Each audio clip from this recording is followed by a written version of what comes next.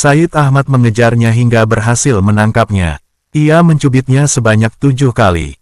Lalu ia berkata kepadanya, sebagai ganti dari suamimu, 7 anak. Maka suaminya berkata kepadanya, kalau 1 cubitan menghasilkan 1 anak, maka aku ingin lebih dari itu. Dari 2 teks di atas, perbedaannya sangat jelas. Bahwa di kitab pertama secara jelas bahwa Habib Ahmad Al-Hadar mencubit puting payudara, sementara redaksi yang kedua tidak disebutkan mencubit bagian tubuh yang mana dari perempuan yang bukan mahram itu. Di manakah amanah pengutipan pada hal ini adalah kisah yang sama? Apakah ini merupakan perilaku dari seseorang yang dianggap sebagai seorang wali? Apakah seorang wali yang dia adalah kekasih Allah SWT akan melanggar syariat? Apalagi dalam kisah tersebut sang suami mempersilahkan agar puting payudara istrinya dicubit oleh sang Habib yang wali tersebut. Apakah suami tersebut adalah dayuts yang tidak memiliki rasa cemburu kepada istrinya padahal dia adalah seorang Habib? Mengklaim bahwa tindakan cabul terhadap wanita adalah bentuk karamah adalah penyimpangan serius dari ajaran Islam. Ini bukan karamah, tapi kemungkaran dan pelanggaran akhlak.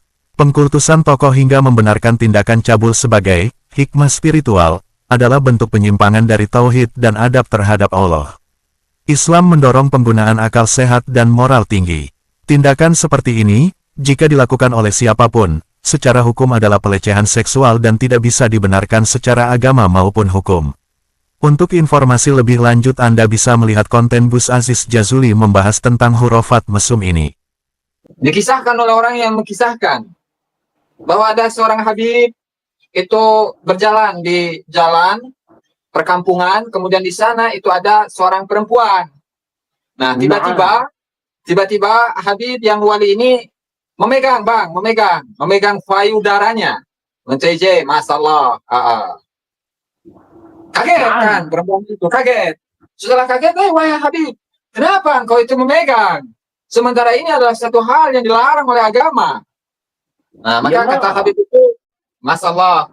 Maka kata Habib itu, oh tidak, saya itu ya mengantisipasi agar payudara kamu itu tidak dipegang oleh orang-orang yang ahli maksiat.